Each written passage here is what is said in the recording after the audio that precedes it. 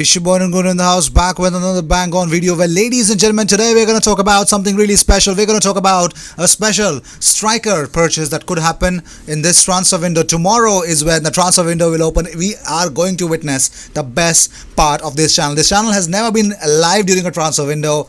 We've had, I think, if I remember, during the last summer transfer window is where we got the first boom on this channel, and then we got the recognition more during the January transfer window. But still, we never came live. Though I think towards the end of last summer transfer window, we were eligible to go live, but we did not, just because I think I still wanted to build the channel. But right now, for the first time ever on this channel, we are going to be live tomorrow again. But this time, this live will be special because we're going to talk about a lot of the transfer window news as well. Obviously, I'm going to answer all you guys' questions, but it's going to be special because we're going to be live 3 times a week. And yes, there's going to be a special live. If Arsenal win the final of the FA Cup, we're going to be live on Sunday as well. So you're going to have a treat because we can celebrate.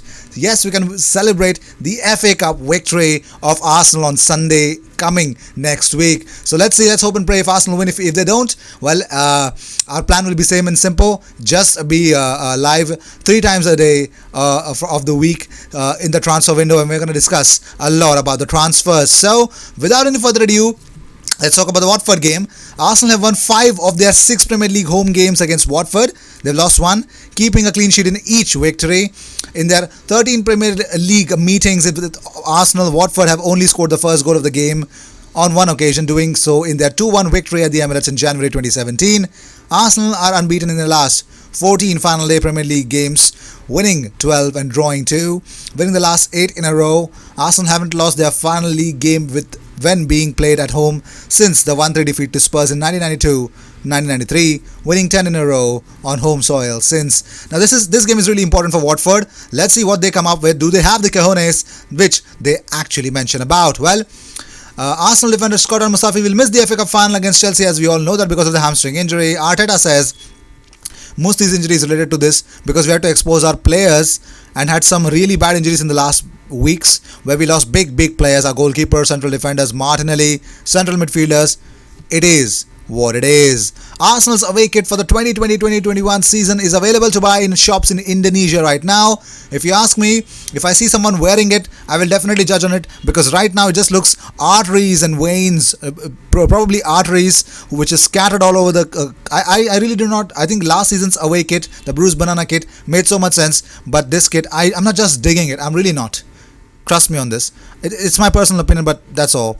Charles Watts tweets out, morning also more than 11 months after it got underway with a 1-0 victory at Newcastle, Arsenal's worst league season in 25 years, finally to come to an end today. 0 to play for except pride and £5.4 million in extra prize money if they can finish 8th. Wembley looming large next weekend. So yes, that's all everybody's talking about, the final. That is really great, isn't it?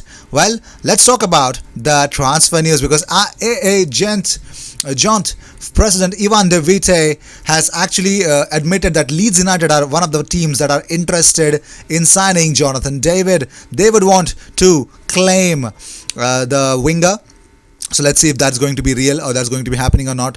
We still do not have much of the options. Well, talking about reality, let's talk about Mikel Arteta. He says, I could enjoy more after our wins if I have few days more. For a first job, it's been quite a challenge. I've tried to embrace it, give my best, tried to help the club and players as much as I can. At the moment, it's work, review, work and try to improve. So that has been the case, since joining Arsenal. Mikel Arteta definitely never had that right sort of balance, did he? Well, Mikel Arteta actually sings praises of Granit Xhaka once more and identifies the change Arsenal must make to compete near to the top of the table.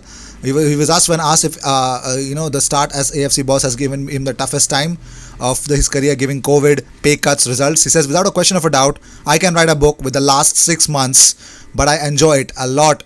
And talking about Xhaka, Arteta says, when I arrived, I had a really high opinion of him. I knew him really well. I tried to convince him he could have a place here where he could enjoy his career, that his family could be here, happy here. He's a player that when he commits, he goes 100%.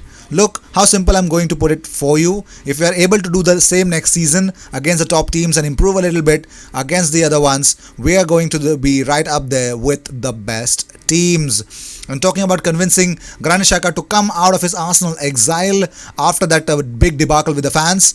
I tried to convince him he could have a place here where he could enjoy his career, that his family could be happy here. So it's pretty much clear that yes, Mikel Arteta convinced Granit Xhaka out of everything, literally everything.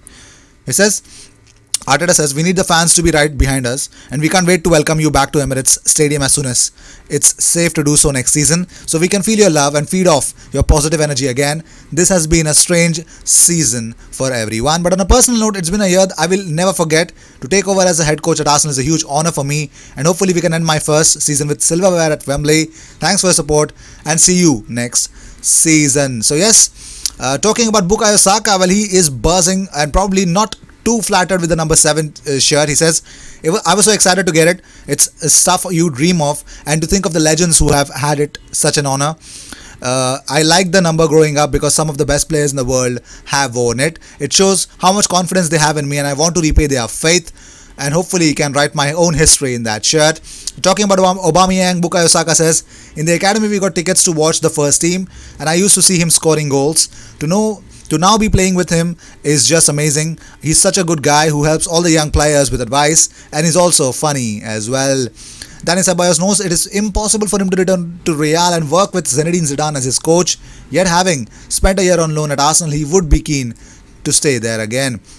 Well, talking about it, Barcelona are considering loaning out Samuel Umtiti. We have already told you about this, but Arsenal are not the only club to think of it. West Ham, Everton are those of 3 Premier League clubs that have lodged an interest, along with Ligue 1 outfits Marseille, Rennes, and Umtiti's former employers, Olympique Lyon.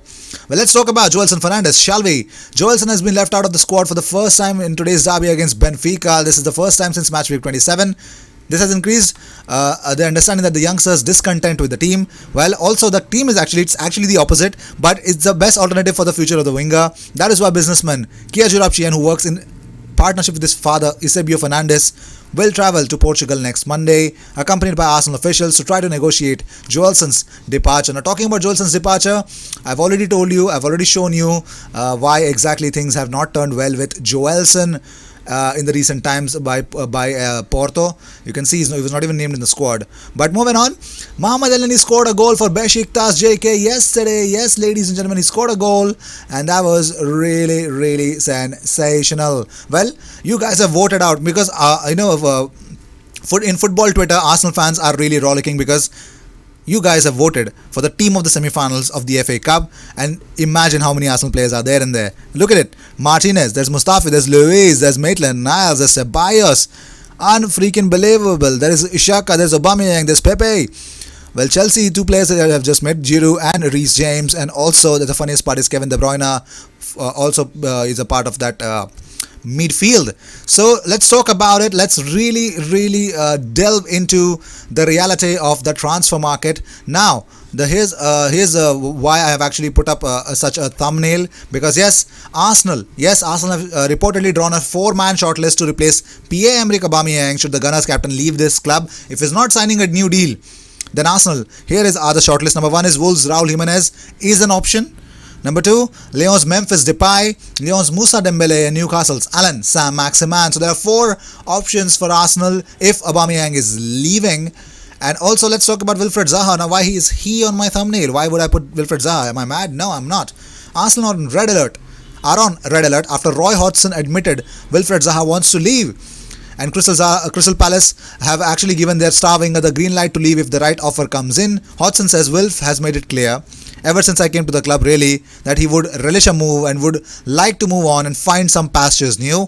But he's a very valuable player, and the club realizes his value and appreciates his value.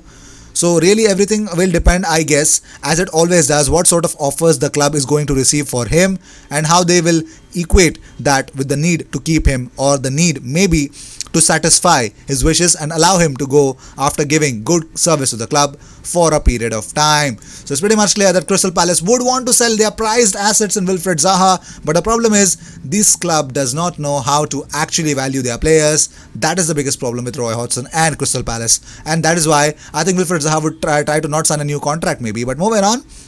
Well, did you know trophies out of all London clubs combined is 103, and Arsenal have actually earned and won 46 trophies. That is 45% of London's trophies have been won by Arsenal. That is huge, isn't it? Well, talking about Memphis Depay, well, he's a good goal scorer. He does link up plays, excellent dribbler. He could only be available for 20 million pounds. He can play as a left wing back. As a left winger, as a centre forward. He's a perfect player for Arteta's system. And his age is not that he's not old yet, and his experience and Champions League pedigree is unbelievable. I believe he could add so much value to this Arsenal squad, who could think of challenging for the top 4 next season. Well, these were the news of the day. I hope you enjoyed whatever came your way. All the views and news and everything about Arsenal comes on this platform every single day, twice. So sit back, relax, enjoy all the news that comes on this platform. I will see you in my next video. Until then, cheers, and don't forget to subscribe.